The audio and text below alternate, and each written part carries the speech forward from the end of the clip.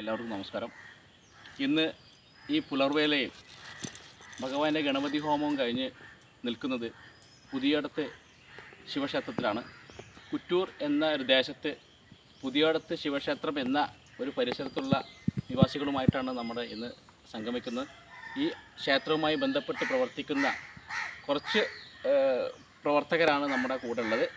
ഈ ക്ഷേത്രത്തിൻ്റെ കുറിച്ചിട്ടും അതിൻ്റെ ഐതിഹ്യപരമായിട്ടും ഇതിൻ്റെ ജീർണോദ്ധാരണവുമായി ബന്ധപ്പെട്ട് പുനർനിർമ്മിതിക്കും വേണ്ട എല്ലാ കാര്യങ്ങളും ചെയ്തുകൊണ്ടിരിക്കുന്ന നമ്മുടെ ഊർജ്ജസ്വലരായ ചെറുപ്പക്കാരാണ് ഇന്നിവിടെ കാണുന്നത്. നമുക്ക് ഈ അമ്പലത്തെക്കുറിച്ച് രണ്ട് വാക്ക് സംസാരിക്കാൻ വേണ്ടി നമ്മുടെ ഈ അമ്പലത്തിൻ്റെ മുൻകാല പ്രവർത്തകനും ഇപ്പോൾ പ്രവർത്തിച്ചുകൊണ്ടിരിക്കുന്ന ദിവാകരേട്ടൻ രണ്ട് വാക്ക്.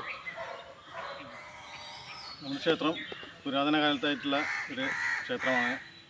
ഇത് ഒറ്റക്കൽ നെൽക്കുരയിൽ നിർമ്മിതമായ ക്ഷേത്രമാണ്. ഏകദേശം ജീർണാവസ്ഥയിൽ കിടന്നൊക്കെ തുടങ്ങിയിട്ട് കുറേ വർഷങ്ങളായിരിക്കുന്നു. അതിൻ്റെ പുനരുദ്ധാരണ പ്രവർത്തനങ്ങൾ നടന്നുകൊണ്ടിരിക്കുകയാണ് ഇപ്പോൾ. അതിനോടനുബന്ധിച്ച് നാഗപ്രതിഷ്ഠ ദിനമാണ് ഇന്ന് നടക്കുന്നത് ഇവിടെ. പിന്നെ നമ്മുടെ സംബന്ധിച്ചിടത്തോളം ഈ ക്ഷേത്രത്തിലെ നാഗപ്രതിഷ്ഠ കഴിഞ്ഞിട്ട് ഇപ്പോൾ ഏകദേശം എത്ര വർഷമായിട്ടുണ്ടോ? 3 വർഷം. അപ്പോൾ ഈ ക്ഷേത്രത്തിലേക്ക് നമ്മൾ വഴികളും മറ്റു ഇതിലേക്ക് എത്തിപ്പെടാനുള്ള മാർഗം എങ്ങനെയാണ് ഇപ്പോൾ ഇതിൻ്റെ? നമ്മളിപ്പോൾ ഈ ക്ഷേത്രത്തിലേക്ക് ഒരു ഭക്തന് ഇപ്പോൾ എത്തിച്ചേരണം. പഴയടത്ത് ശിവക്ഷേത്രത്തിനടുത്ത് ബസ് ഇറങ്ങിയിട്ട് നേരെ മുകളിലേക്ക് ബസ് സ്റ്റോപ്പിന് നേരെ മുകളിലായിട്ട് 1 കിലോമീറ്റർ ഉണ്ട്. നമ്മളിപ്പോൾ ഈ ഉപദേവന്മാരായിട്ട് നാഗമല്ലാതെ വേറെ ആരൊക്കെ ഉണ്ട് ഇവിടെ? നമുക്ക് ഒരു ഭഗവതി ക്ഷേത്രം പണിയാനുണ്ട്, പിന്നെ ഗണപതി. ഇപ്പോൾ ഈ ജീർണോദ്ധാവസ്ഥയിൽ നമുക്ക് എന്തൊക്കെ ഇവിടെ ചെയ്തു തീർക്കാനുണ്ട്? ഇപ്പോൾ നമ്മളെ സംബന്ധിച്ചിടത്തോളം ഈ അമ്പലം മുന്നോട്ട് കൊണ്ടുപോകണമെങ്കിൽ എന്തൊക്കെ നമുക്ക് ഇതിൻ്റെ നിലവിൽ നമുക്ക് ചെയ്യാനുള്ളത് ഗണപതി ക്ഷേത്രത്തിൻ്റെ പണി പൂർത്തീകരിക്കാണ്ട്, കൂടാതെ നമുക്ക് ഭഗവതി ക്ഷേത്രത്തിൻ്റെ പണിയുണ്ട്, ചുറ്റുമതിൽ തുടങ്ങിയ കാര്യങ്ങൾ, എല്ലാ കാര്യങ്ങളും. പിന്നെ നമ്മുടെ സംബന്ധിച്ചിടത്തോളം ഇപ്പോൾ ഈ ഒറ്റക്കല്ലിലാണ് നമ്മൾ നിർമ്മിതി എന്ന് പറയുന്നുണ്ട്. മേൽക്കൂര ഒറ്റക്കല്ലിലാണ്. പക്ഷെ നമ്മളെ സംബന്ധിച്ചിടത്തോളം നമ്മുടെ ഈ ഇതൊക്കെ വരുമ്പോൾ നമ്മളൊരു ഐശ്വര്യപൂർണ്ണമായൊരു ക്ഷേത്രമായിട്ട് തന്നെ മാറും അല്ലേ? വേറൊരു പ്രത്യേകത കൂടിയുണ്ട്. നമ്മൾ ഈ ഭഗവാൻ പടിഞ്ഞാറാണ് ഇതിൻ്റെ മുഖം വരുന്നത്, ഭഗവാന്റെ മുഖം വരുന്നത്. അതൊരു പ്രത്യേക എല്ലാ ഭാഗങ്ങളിലും ഇല്ലാത്തൊരു പ്രത്യേകതയാണത്. ശിവൻ പടിഞ്ഞാറ് ഭാഗത്തേക്കാണ് മുഖം വെച്ചിട്ടിരിക്കുന്നത്. അപ്പോൾ അതൊരു ശക്തി കൂടുതലാണെന്നാണ് പഴമക്കാരൊക്കെ പറയുന്നത്. അങ്ങനെ ഇരിക്കുന്ന ഭഗവാന് ശക്തി കൂടുതലാണെന്നാണ് പറയുന്നത്.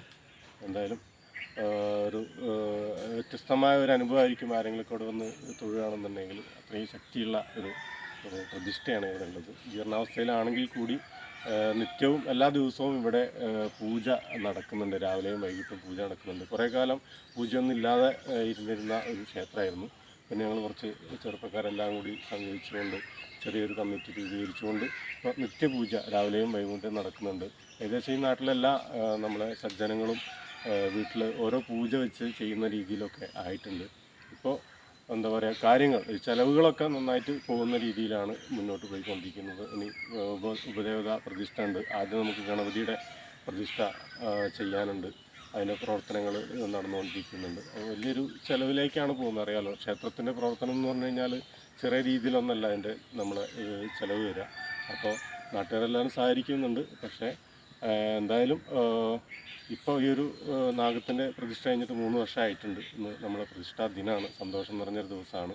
അപ്പോൾ കഴിയുന്ന എല്ലാവരും, സാധിക്കുന്ന എല്ലാവരും ലൊക്കേഷൻ സെർച്ച് ചെയ്താൽ കിട്ടുന്നതായിരിക്കും. ഒന്ന് പ്രാർത്ഥിച്ചു പോവുകയാണെങ്കിൽ വളരെ സന്തോഷമായിരിക്കും. എല്ലാവർക്കും വിനീതമായ നന്ദി രേഖപ്പെടുത്തിക്കൊണ്ട് നമ്മുടെ ഭഗവാന്റെ മുന്നിൽ നിന്നും അക്ഷാമം പ്രണമിച്ചുകൊണ്ട് നിർത്തുന്നു.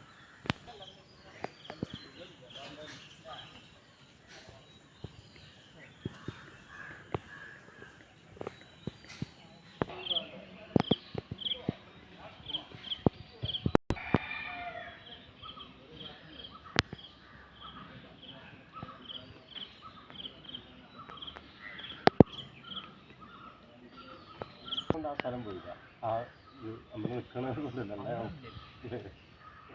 കയറി തന്നെ പാമ്പാണ്. പാമ്പും വെച്ച്